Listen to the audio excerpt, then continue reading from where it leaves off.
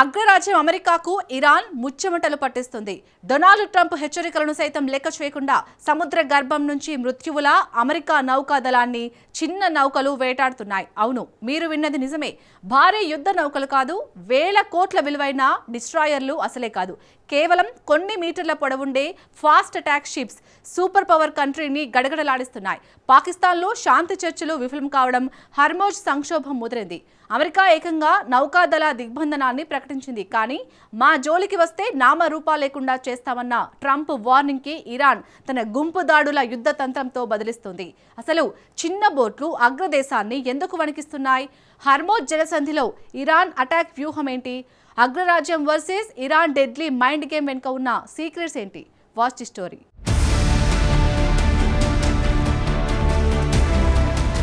హర్మోజ్లో America ఎందుకు భయపడుతోంది? Iran ఎలాంటి షిప్లతో అమెరికాను హడలెత్తిస్తోంది? హర్మోజ్లో అమెరికాకు ఎదురవుతున్న సవాలేంటి?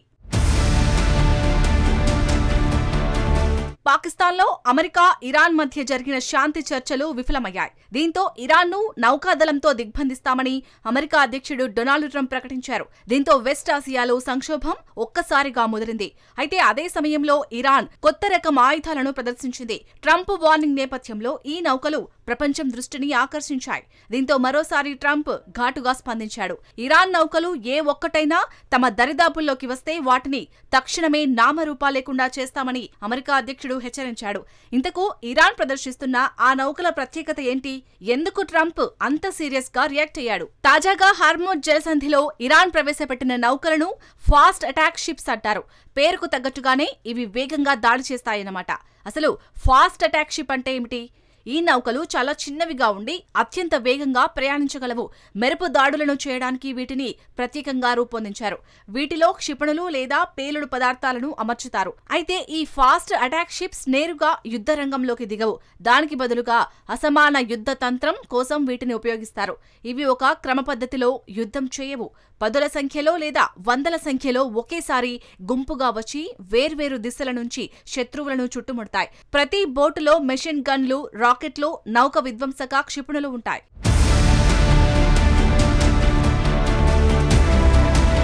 ఈ ఫాస్ట్ అటాక్ షిప్స్ లో కొన్నింటిని ఆత్మాహుతి దాడుల కోసం కూడా వినియోగిస్తారు. ఈ విలక్షణమైన ప్రమాదకరమైన యుద్ధ తంత్రం వల్లే అమెరికా వీటిని తీవ్రమైన ముప్పుగా పరిగణిస్తోంది. మరికొన్ని నౌకలను సముద్రపు గనులను పరచడానికి ఉపయోగిస్తున్నారు. అలాగే ఈ మధ్య కాలంలో ఎక్కువగా పేలుడు పదార్థాలతో కూడిన డ్రోన్ బోట్లను ప్రయోగించడానికి సైతం ఉపయోగిస్తున్నారు. అందుకే ఇరాన్ నౌకాదళ యుద్ధం సాధారణ పద్ధతుల్లో అస్సలు ఉండదు. దీనిని గుంపు దాడుల యుద్ధం అని పిలుస్తారు. ఇది ఇరాన్ కు బాగా కలిసి వస్తుంది. తమ దాడుల్లో ఇరాన్ సంప్రదాయ నౌకాదళం చాలా వరకు ధ్వంసమైందని అమెరికా చెబుతోంది. కానీ ఈ ఫాస్ట్ అటాక్ షిప్స్ మాత్రం ఇంకా 60% పైగా క్షేమంగా ఉన్నట్లు సమాచారం. ఈ ఫాస్ట్ షిప్స్ చాలా చిన్నవిగా ఉండటంతో రాడార్లకు దొరకడం కష్టం. వీటిని తీర ప్రాంతంలోని భూగర్భ స్థావరాల్లో దాచి ఉంచుతారు. వీటికి విశాలమైన సముద్రాలు అక్కర్లేదు. ఇవి హర్మోజ్ జలసంధి వంటి ఇరుకైన తక్కువ లోతు ఉన్న జలాల్లో అత్యంత వేగంగా కదలగలవు. హర్మోజ్ జలసంధి అత్యంత ఇరుకైనది. ఇది కేవలం 33 కిలోమీటర్ల వెడల్పు మాత్రమే ఉంటుంది. ఇదే ఇరాన్ కి కలిసొచ్చే అంశం. ఈ బోట్లతో ఇరాన్ ఎలాంటి ప్రభావం చూపగలదు?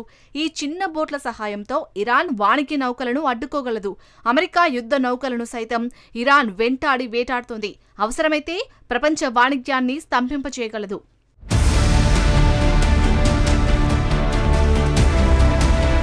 నిజానికి యుద్ధం మొదలైనప్పటి నుంచి వాణిజ్య నౌకలు, ఆయిల్ ట్యాంకర్లు, సరుకు రవాణా నౌకలపై డజన్ల కొద్దీ ఇరాన్ దాడులు చేసింది. ఈ రకమైన వేగవంతమైన బోట్లలో తుంద్రా క్లాస్ మిస్సైల్ బోట్లు అత్యంత ప్రసిద్ధమైనవి. ఇరాన్ అమ్ముల పొదిలో అత్యధిక ఆయుధ సామర్థ్యం కలిగిన ఫాస్ట్ అటాక్ నౌకలు ఇవే. ఈ బోట్లు సుమారు 40 మీటర్ల పొడవు ఉంటుంది. గంటకు 65 కిలోమీటర్ల వేగంతో ప్రయాణించగలవు. ఇవి 120 కిలోమీటర్ల దూరంలోని లక్ష్యాలను ఛేదించగల యాంటీ షిప్ క్రూయిజ్ మిస్సైలు. అలాగే నావికాదళ గన్లను, మిషన్ గన్లను మోసుకెళ్లగలవు. వీటి ప్రత్యేకత ఏంటంటే ఇవి గైడెడ్ మిస్సైళ్ల ద్వారా చాలా దూరం నుంచి దాడి చేయగలవు. దీంతో పెద్ద పెద్ద నౌకలకు, ట్యాంకర్లకు ఇవి తీవ్రమైన ముప్పుగా పరిణమిస్తాయి. తర్వాతి రకం పే క్లాస్ స్పీడ్ బోట్లు. ఇవి చాలా కాంపాక్ట్ గా ఉండి గుంపు దాడుల కోసం భారీ స్థాయిలో ఉత్పత్తి చేస్తోంది. ఇవి గంటకు 90 కిలోమీటర్ల కంటే ఎక్కువ వేగంతో దూసుకుపోగలవు. వీటిలో తేలికపాటి యాంటీ షిప్ మిస్సైళ్లు, రాకెట్లు లేదా భారీ మిషన్ గన్లు ఉంటాయి. ఇవి పరిమాణంలో చిన్నవిగా, వేగంగా ఉంటూ శత్రువుల రక్షణ వ్యవస్థను చిందరవందర చేసి ధ్వంసం చేయడానికి రూపొందించబడ్డాయి.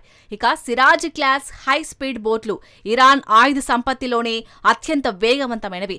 వీటిని ప్రపంచంలోని అత్యంత వేగవంతమైన బోట్లలో ఒకటిగా పరిగణిస్తారు. సింపుల్ గా చెప్పాలంటే ఇవి సముద్రపు ఫార్ములా 1 కార్లు వంటివి.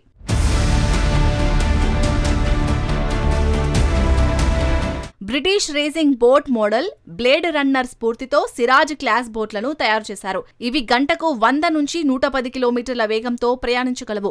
వీటిలో మిషన్ గన్లు, రాకెట్ లాంచర్లు, స్వల్ప శ్రేణి క్షిపణులు ఉంటాయి. ఈ చిన్న చిన్న నౌకలే ఇప్పుడు ప్రపంచ దేశాలకు, ముఖ్యంగా అమెరికా నౌకా దళానికి పెను సవాల్గా మారాయి. ఇవి అత్యంత వేగంగా, చురుగ్గా కదలగలవు. దీనివల్ల మెరుపు దాడులు చేసి అంతే వేగంగా వెనక్కి తిరిగి తప్పించుకుంటాయి. తర్వాతి రకం జుల్ఫికర్ క్లాస్. ఇది కూడా ఒక ఫాస్ట్ అటాక్ షిప్. దీన్ని ఆధునిక సాంకేతికతతో ఇరాన్ రూపొందించింది.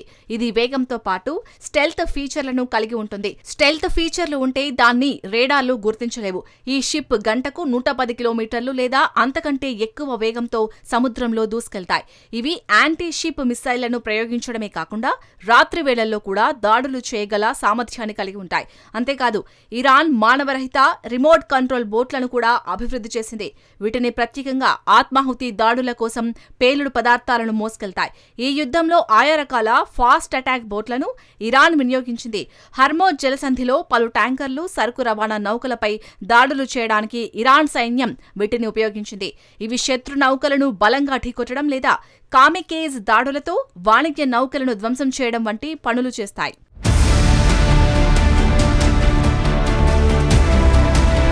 ప్రస్తుతం హర్మోజ్ జలసంధిలో ఇరాన్ ఫాస్ట్ అటాక్ షిప్పుల నుంచే అమెరికా, ఇజ్రాయిల్ తీవ్రమైన సవాళ్లను ఎదుర్కొంటున్నాయి.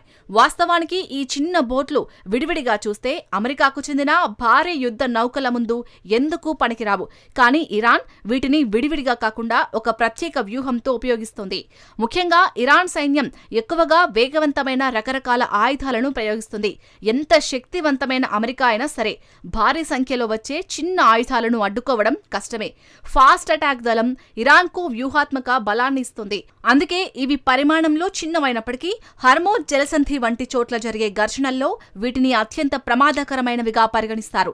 గత 45 రోజుల యుద్ధంలో హర్మోజ్ జలసంధి గుండా సాగే రాకపోకలు గణనీయంగా తగ్గిపోయాయి. ఒకప్పుడు రోజుకు 100కు పైగా నౌకలు ప్రయాణించే ఈ మార్గంలో ఇప్పుడు కేవలం కొన్ని మాత్రమే కనిపిస్తున్నాయి. దీంతో అంతర్జాతీయ మార్కెట్లో చమురు ధరలు ఒక్కసారిగా ఆకాశాన్నంటాయి. ఇరాన్ తన నౌకాదళంలో మెజార్టీ భాగాన్ని కోల్పోయినా హర్మోజ్ జలసంధిపై మాత్రం ఉడుం పట్టుపడుతుంది. దీనికి కారణం ఈ చిన్న చిన్న స్పీడ్ బోట్లతో ఇరాన్ ఎప్పుడు ఎక్కడి నుంచి ఎలా దాడి చేస్తుందో తెలియదు. అందుకే నిరంతరం భయాందోళనలు తప్పవు. నిజానికి అమెరికా వద్ద ఉన్న రాపిడ్ కిల్ చైన్ సాంకేతికత ఉంది. ఏమిటి రాపిడ్ కిల్ చైన్ టెక్నాలజీ?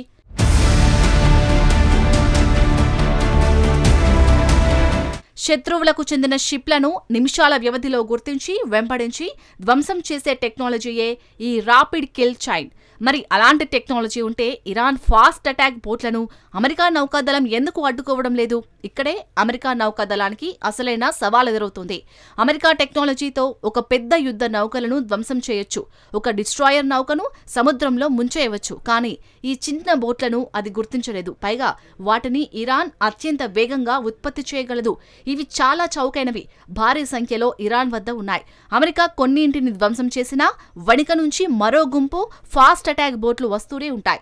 దీన్ని బట్టి తెలిసిందేంటంటే హర్మోజ్ జలసంధిలో జరిగే ఏ పోరాటమైనా ఇప్పటి వరకు చూసిన సంప్రదాయ నౌకాదళ యుద్ధంలా ఉండదు. ఇరాన్ విభిన్నమైన భయంకరమైన యుద్ధాలను నిర్వహిస్తోంది. దీన్ని బట్టి చూస్తే హర్మోజ్లో ఇరాన్ను అమెరికా ఓడించడం అంత సులువు కాదన్నమాట.